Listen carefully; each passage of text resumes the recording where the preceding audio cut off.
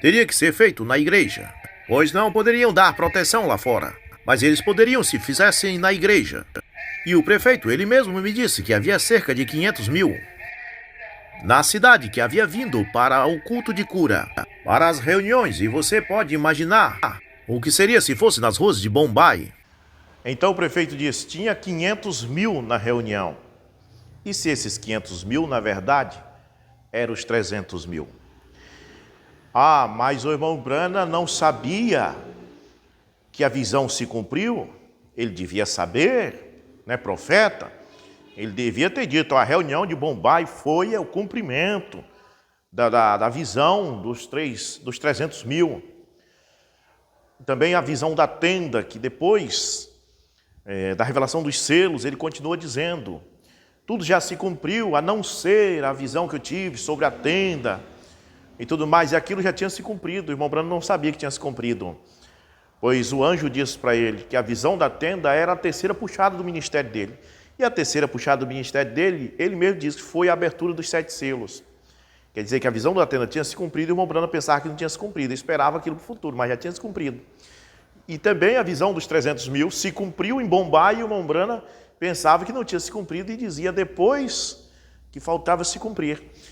Mas, irmão Rubens, isso não pode, ele não era profeta? Pois é, e João Batista não era profeta? Pois, aconteceu isso com João Batista. João Batista aponta o dedo para ele e diz o quê?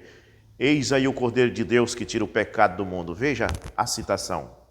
São João capítulo 1, verso 29 a seguir. No dia seguinte, João viu a Jesus que vinha para ele e disse, eis o Cordeiro de Deus que tira o pecado do mundo.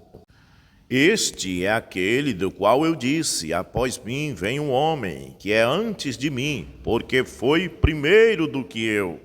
E eu não o conhecia, mas para que ele fosse manifestado a Israel, vim eu, por isso, batizando com água. E João testificou, dizendo, eu vi o Espírito descer do céu como pomba e repousar sobre ele. E eu não o conhecia, mas o que me mandou a batizar com água, esse me disse, sobre aquele que vires descer o Espírito, e sobre ele repousar, esse é o que batiza com o Espírito Santo. E eu vi e tenho testificado que este é o Filho de Deus. João Batista disse, é esse aí o homem, não tem dúvida, eu vi o Espírito Santo descer sobre ele, eu tenho certeza que é esse aí é o Filho de Deus. 2 anos depois, olha o que acontece. Mateus 11, verso 2 a 18, João Batista, que estava na prisão, soube de todas as coisas que o Cristo estava fazendo. Por isso enviou seus discípulos para perguntarem a Jesus, o Senhor é aquele que haveria de vir ou devemos esperar algum outro? Será que você é o cumprimento da visão que eu tive? Eu não sei se a minha visão se cumpriu ou não. Então, o profeta não sabe. O problema é que as pessoas acham que o profeta é Deus. O profeta, ele só entra em transe e profetiza. E quando ele faz isso, ele fica fora de si. Quando termina aquela profecia, ele nem sabe o que falou. Então, as pessoas não compreendem essas coisas, né? Então, simplesmente eu estou dizendo para vocês o que está na Bíblia. Eu estou dizendo para você que está na Bíblia.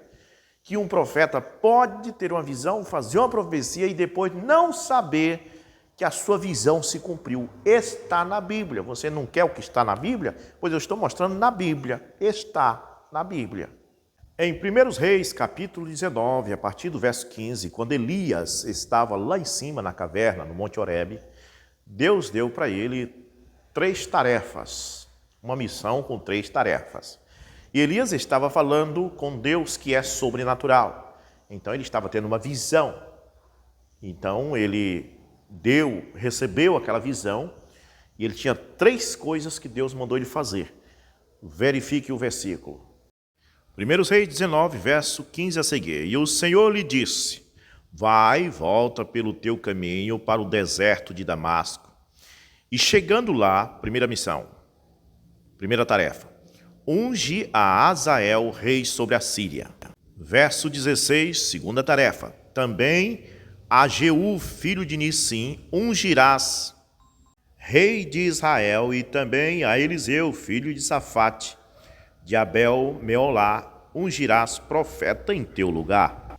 Bom, isso foi um assim diz o Senhor, claro, porque Deus falou diretamente com Elias. Se alguém perguntasse para Elias, o que você vai fazer? Ele ia dizer, olha, o Senhor me disse, foi um assim diz o Senhor, para ungir Jeú como rei de Israel, Hazael como rei da Síria e Eliseu como profeta no meu lugar. Porque isso foi o Senhor quem falou. Agora nós vamos ver como foi que isso se cumpriu. Se cumpriu de uma forma tão estranha que se os opositores fossem crentes naquele tempo, tinham desistido de Elias e dizer, não cumpriu o que ele disse. Observe, vamos começar com a unção de Eliseu. Como foi que aconteceu? 1 Reis 19, verso 19. Elias partiu e encontrou Eliseu, lavrando um campo com 12 juntas de boi. Ele encontrava-se com a última junta. Elias foi ter com ele, lançou-lhe a capa sobre os ombros e continuou o seu caminho. Eliseu deixou ali os bois e correu atrás de Elias, dizendo, deixa-me ir primeiro dizer adeus aos meus pais e depois logo vou contigo. Pronto, já cumpriu a primeira tarefa.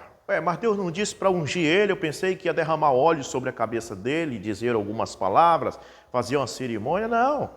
Só passou a capa por cima, já está chamado, meu amigo, já está ungido. Mas não é como eu pensei, pois é, não é como você pensa, é do jeito que Deus pensa.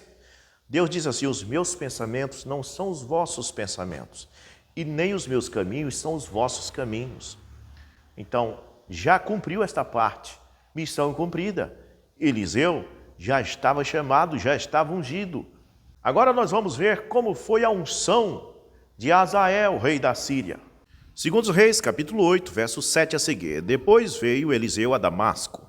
Estando Ben-Hadad, rei da Síria, doente, ele o anunciando, dizendo, o homem de Deus é chegado aqui. Então o rei disse a Hazael, toma um presente na tua mão e vai encontrar-te com o homem de Deus e pergunta por ele ao Senhor, dizendo, hei de sarar desta doença?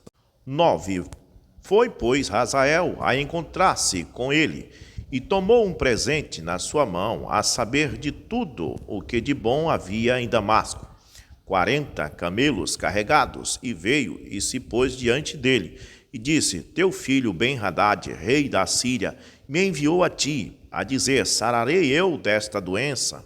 E Eliseu lhe disse, vai e dize-lhe, certamente viverás, porém o Senhor me tem mostrado que certamente morrerá.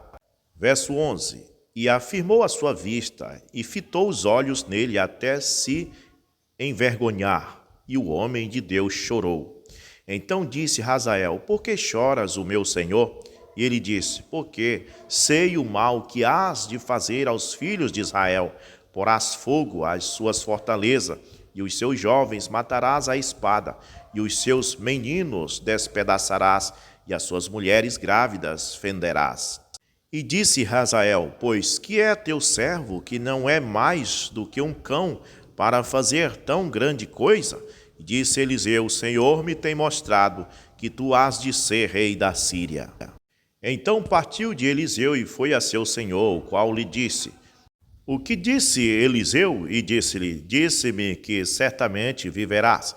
E sucedeu que, no outro dia, tomou um cobertor e o molhou na água, e o estendeu sobre o seu rosto, e morreu, e Hazael reinou em seu lugar. Aqui tem várias coisas estranhas, que se o opositor fosse crente na época, tinha deixado de crer que Elias era profeta. Primeiro, que Elias não ungiu Hazael. Quem se encontrou com Hazael foi Eliseu, e não derramou óleo sobre a cabeça dele. Apenas disse para ele que iria ser rei de Israel. Ele correu para casa, matou o senhor dele, que era Ben-Hadad, se tornou rei no lugar, e não derramou óleo sobre ele. E outra, não foi Elias que fez isso, Eliseu. Outra pessoa trouxe o cumprimento da segunda tarefa, da visão. Como pode isso? Mas Elias disse que Deus falou para ele, tu, Elias, ungirás Eliseu, profeta, em teu lugar, e Hazael, rei da Síria. Olha, eu sou um opositor agora de Elias. E eu vou dizer para você que a visão falhou. Deus disse que ele ia ungir Hazael, rei da Síria. Ele não ungiu coisa nenhuma. Quem foi lá falar com o homem foi Eliseu, e Eliseu nem ungiu, nem derramou óleo, apenas disse que ele ia ser rei, e ele voltou lá e se tornou rei. Está vendo? Não é qualquer um que crê na Bíblia, não. Para crer na Bíblia, você tem que ser crente. Não tem como um opositor da mensagem hoje, que vivesse nos tempos bíblicos, não tem como eles creem na Bíblia. E agora a terceira fase, a unção de Jeú. Será que Elias ungiu Jeú? Vamos ver o versículo. Segundo os Reis, verso 9. Eliseu tinha mandado chamar um dos jovens profetas para lhe dizer: prepara-te para ires a Ramote-Gileade. Pega neste Almotólia e vai ter com Jeú, filho de Jeosafá e neto de Nissim. Chama-o à parte, longe dos que o rodeiam. Derrama o óleo sobre ele e diz-lhe que o Senhor o unge para que seja rei de Israel. E em seguida foge depressa. O jovem fez como lhe foi mandado. Quando chegou a Ramote-Gileade, foi ter com Jeú, que estava sentado com os oficiais do exército, e sua volta, e disse-lhe: tenho uma mensagem para ti, Senhor. Jeú perguntou: para qual de nós? E respondeu: para ti, capitão. Jeú levantou-se e entrou nos seus aposentos, e o jovem profeta derramou sobre ele o óleo, dizendo: assim diz o Senhor, o Deus de Israel, ungiu-te rei de Israel, o povo do Senhor. Elias não ungiu Jeú, como Deus tinha mandado.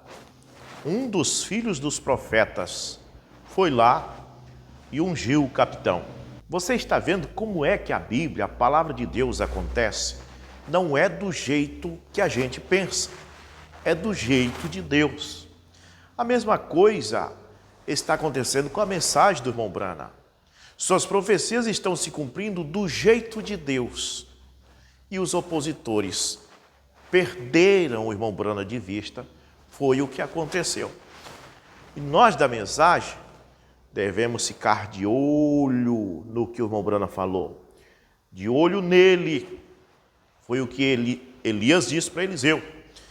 Ele disse: eu quero a porção dobrada do teu espírito. Ele disse: se você ficar de olho em mim e me ver eu subir, então os opositores não veem, não ficou de olho no profeta. Então, a mensagem é para nós. Eu não sei o que esse povo fica querendo fazer na mensagem se não é para eles, não é revelado para eles. A mensagem é para nós, nós entendemos a mensagem, nós fomos chamados para entender a mensagem. Eu concluo esse vídeo explicando isto. Por que que os opositores não compreendem o irmão Brana? Não compreendem por causa disso, são carnais, não podem compreender as coisas espirituais.